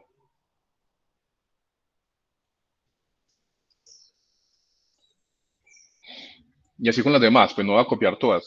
Pero por ejemplo, hemos probado que A implica B, pero ¿por qué B también implica A? Entonces B implica A porque B implica C y C implica A. Entonces ahí doy la vuelta y llego nuevamente a donde quiero. Entonces ahí se harían todas las posibles combinaciones. Entonces comprobar 3 implicaciones ya es suficiente para poder probar todas las posibilidades. Bueno, aquí de pronto, como cambié de página, no me va a quedar bonito lo que quiero mostrar, pero bueno, hagámoslo. Entonces, para probar esas equivalencias es suficiente con que A implica B, ahí lo estoy poniendo, B implica C A ver, que aquí no me rayó por cambiar de página. B implica C.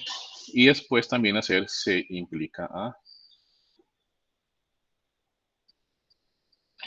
Vean que con ese dibujito que acabo de hacer, esas líneas rojas, uno se da cuenta que tiene todas las posibles combinaciones. Entonces dice, voy desde A hasta B. ¿Será que también me voy desde A hasta C? Sí, voy desde A hasta C porque voy con esta flecha hasta B y con esta flecha hasta C. Entonces A también implica C. ¿Será que B implica A? Claro, porque voy desde B hasta C, me devuelvo y llego hasta A. Entonces B también implica A. A ver qué otra me quedaría faltando por ahí. No, creo que con esas todas las que... Ah, bueno, faltaría solamente una más. La que ya dije, que A implica C, no, sí. Entonces A implica C, C implica A, B implica C implica B, ya la dije. C implica B porque C implica A y A implica B. Y B implica A porque B implica C y C implica A. Entonces desde B llego hasta A usando este camino. Entonces ahí tendría todas las posibles combinaciones.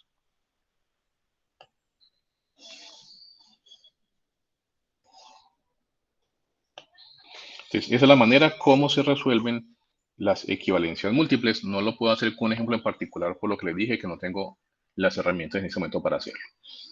Pero sí podemos decir cómo se hace y a la vez unas pequeñas observaciones.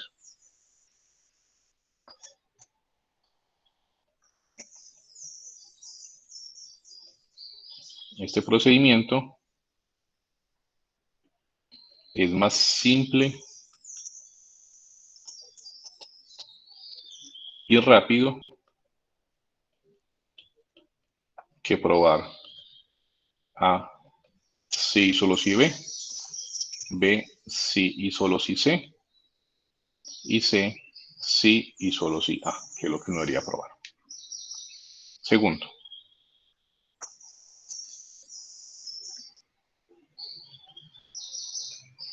otro tipo de combinación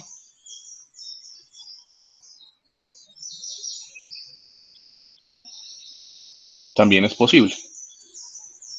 Pues ahí pusimos A implica B, B implica C, C implica A, pero podemos hacerlo de otra manera que también me origine las demás. Por ejemplo, podríamos hacer al revés. B implica A implica a C y C implica a B. Esa combinación también es posible, ustedes la pueden chequear, se las dejo ahí para que la miren. De esa se obtienen las otras combinaciones. Y tercero,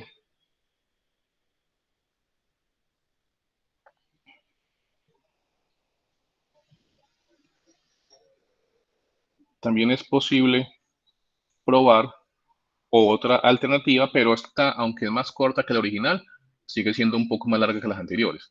Pero se podría probar A, sí y solo si B, y B, sí y solo si C.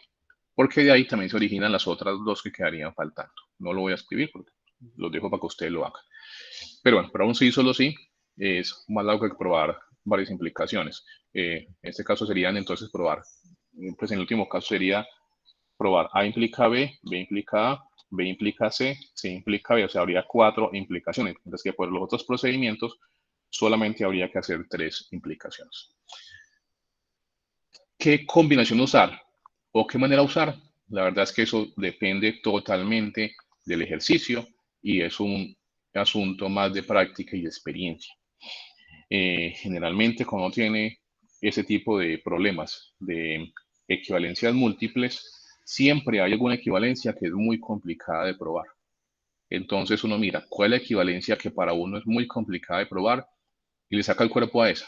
Si uno le saca el cuerpo a esa, entonces ya sabe más o menos cuál es la ruta que debe seguir. Pero, repito, es pura práctica, no es realmente mucho lo que les puedo decir al respecto. Listo. Y finalmente, para acabar la clase de hoy, creo que de pronto me demoraré unos 5 minuticos más. Voy a hacer la última parte de pruebas directas. Entonces vamos a hacerlo como una nueva sección, la sección 2, 2.3, a ver si le llamamos así. Sí, la sección 2.3, que sigue siendo pruebas directas.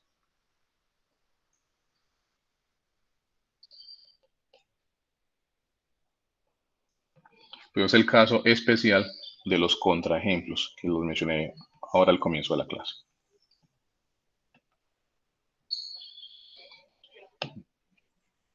Entonces, ¿esto qué es? Existen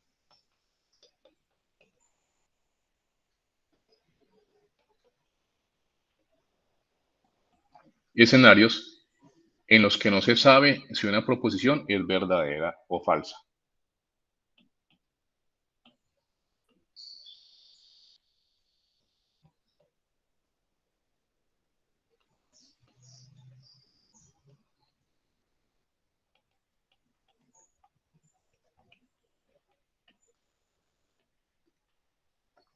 Entonces, vean que esto ya es diferente a lo que hemos venido haciendo en las secciones anteriores.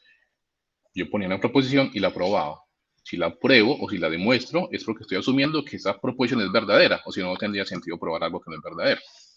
Pero existen otros casos en los que no es una proposición, sino que es una afirmación o lo que sea, y uno no sabe si es verdad o es mentira. Entonces necesita o probar que sea verdad o mostrar que es mentira.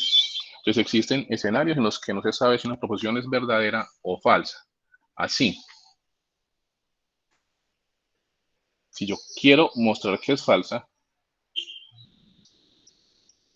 entonces para mostrar su falsedad,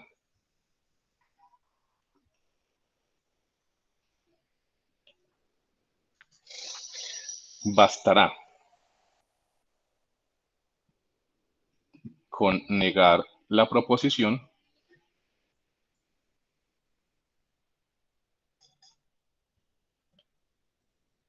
y proveer un ejemplo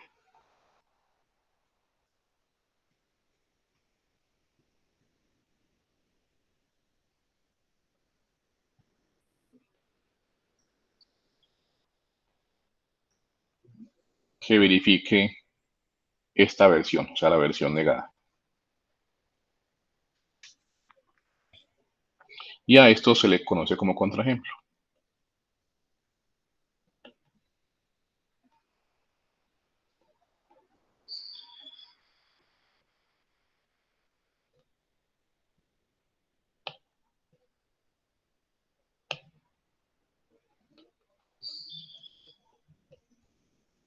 Por cierto, si ustedes han ido mirando el libro de Susan Epp, no creo que muchos lo hayan hecho, excepto por la parte del primer capítulo del curso. Para el segundo capítulo de pronto no lo han visto todavía. Pues miren el texto de Susan Epp. Este tema está en el capítulo 4, pero está hecho de manera diferente a lo que yo he venido haciendo. Yo le di un orden diferente. En el texto de Susan Epp tienen, creo que las primeras 4 o 5 secciones, no recuerdo exactamente cuántas, haciendo lo mismo. O sea, la sección 4.1, 4.2, 4.3, 4.4, no sé exactamente cuáles, se llaman igual. Se llaman pruebas directas y contraejemplo. Entonces, prueba directa y contraejemplo 1, 2, 3 y 4. Y en cada una de estas secciones ella hace lo mismo, hace pruebas directas, sino que en cada sección lo que hace es introducir un concepto diferente de teoría de números. La primera sección casi que hace todo es con números pares e impares y creo que números primos. Después la segunda sección hace los mismos ejemplos, la misma teoría de pruebas directas, pero aplicada al criterio de divisibilidad y así. Entonces realmente la teoría es la misma, sino que la aplica a distintos ejemplos. Yo aquí lo hice diferente, fue que al comienzo de este capítulo use todos los conceptos y ya después hago las pruebas independientemente del concepto que esté usando. Entonces por eso lo van a ver diferente. Entonces ella en cada sección hace el tema de contraejemplos. Yo aquí lo dejé con una sección aparte. Entonces miremos un caso de esto. Te repito, esta proposición que voy a escribir, yo no voy a asegurar que sea verdadera, simplemente la escribo y vamos a mirar si es o no verdadera. Y la proposición dice, un número es menor o igual que su cuadrado. Entonces, esta es la proposición que uno quisiera mostrar. Pronto uno dice, ¿será que es verdad o será que es mentira? Si uno dice que es verdad, entonces pone la palabra demostración y lo prueba. Pero en este caso vamos a suponer, como dice el enunciado, que uno no sabe si es verdad o es mentira. Entonces uno dice, no, yo creo que eso es mentira. Entonces si es mentira, yo no puedo probarlo. Entonces al contrario, debo mostrar que es mentira. Te voy a ponerlo por acá.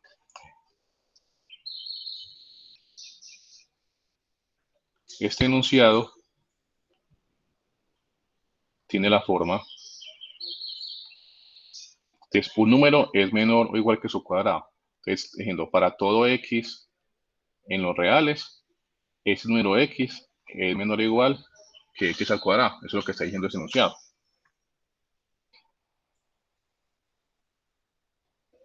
Así que su negación sería ¿cuál? Díganme ustedes, por favor, cómo sería la negación de este enunciado, ya que eso es negación de cuantificadores. ¿Cómo me daría? Existe un x en los reales, tal que x es mayor al su cuadrado. Existe que en los Exactamente. reales, exactamente, tal que x es mayor que su cuadrado. Esa sería la negación. Alejandra me dice, no se puede probar que es mentira llegando a la negación de la conclusión. Claro, exactamente eso es lo que vamos a hacer. Es esta. Para llegar a que es mentiras, debemos negar la conclusión. Negar la conclusión es esta, que x es mayor que x al cuadrado. Entonces, tengo mi proposición, mi enunciado. Yo lo traduzco al lenguaje del para todo, como hacemos desde hace ratico, desde hace 2 clases. Y yo digo, bueno, es que yo sospecho que esto es mentiras. De que esto es mentiras, debo demostrar que es mentiras. Profe, O sea, qué pena. dime, Lo que dime, pasa María es Alejandra. que yo comprendo lo que se está diciendo, que ahí negó la conclusión, pero negó como la conclusión con todo el enunciado. Y yo, pues mi pregunta era, ¿no puede uno como partir del enunciado tal cual como está ahí y llegar a la negación de la conclusión para probar que es falso? No del todo, porque es que la conclusión es esta. Un número es menor que su cuadrado. Esa es la conclusión. Es esta, que el número es menor que su cuadrado, menor o igual que su cuadrado. Pero ¿qué es negar la conclusión? Es esto, que x sea mayor que su cuadrado. Pero una cosa es decir que para todo x en los reales no se da esto, que decir que existe una x en los reales para que no sea esto. Si tú quieres negar solamente la conclusión y dejar la parte que estaba antes, deberías decir que para cualquier x en los reales, x es mayor que x al cuadrado. Y eso es mentiras. No estarías probando nada, porque es mentiras, porque hay casos, y eso es lo que vamos a mostrar, para los que eso se cumple y para los que no. Entonces, realmente, para que uno pueda probar las cosas, como un contraejemplo, deben probar la negación de todo el enunciado. Entonces, la negación del enunciado es esta, que existe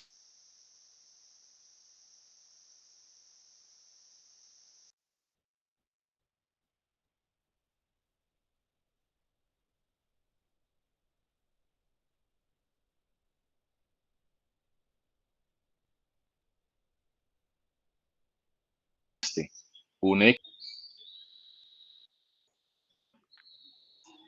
Bueno, creo que se cayó un momento en la clase. No sé si me escucharon lo que estaba diciendo. No, profe, no se escucha. Listo, listo. Vuelvo a repetir. Estaba diciendo que no es suficiente con simplemente negar la conclusión, porque si solamente niegan la conclusión y dejan lo que estaba antes, entonces deben demostrar que que la conclusión es falsa para todo x en los reales. Y eso puede ser muy complicado de demostrar, inclusive puede ser mentira, y en este caso es mentira, porque es falso que para todo x en los reales se dé que x es menor que su cuadrado. Entonces, si uno quiere usar un contraejemplo para probar que algo no es que algo no es cierto, entonces uno tiene que negar todo. Y si yo niego todo, entonces debe ser el para todo se niega con el existe. Existe que no es real es tal que eso no se da. Y si eso no se da, es porque x es mayor que x al cuadrado. Listo, entonces, así que no sería. Entonces, para mostrar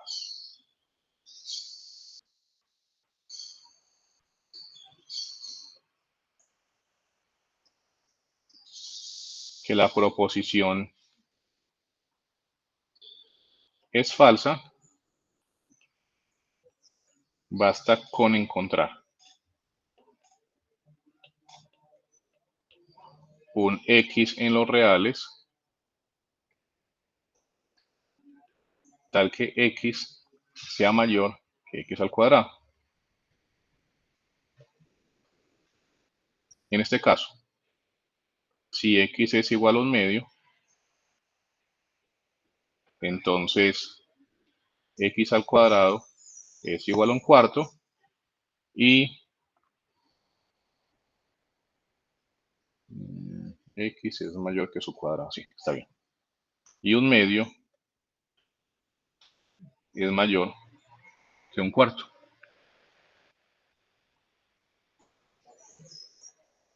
Así que x igual a 1/2 es un contraejemplo.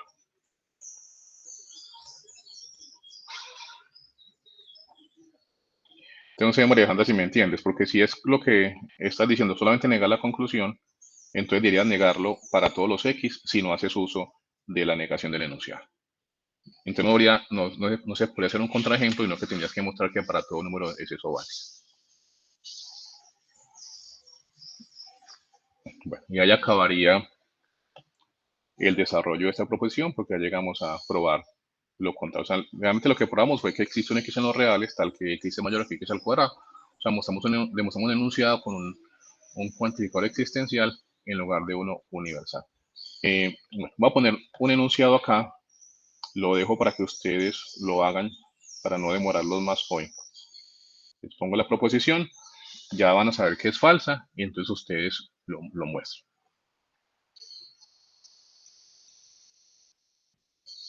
Tres puntos cualesquiera de un plano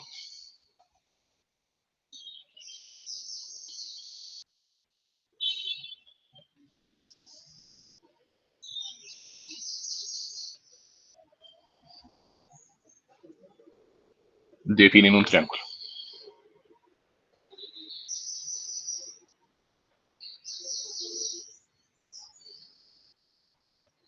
Entonces lo dejo ahí.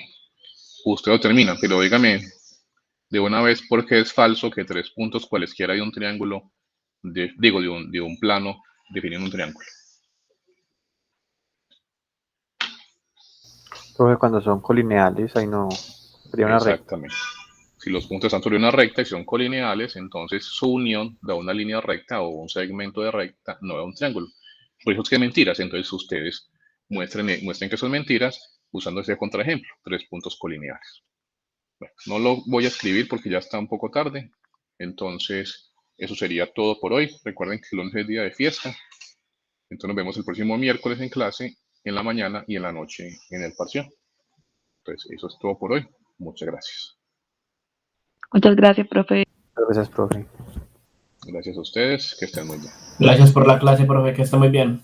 Muchas gracias, profe. Con gusto.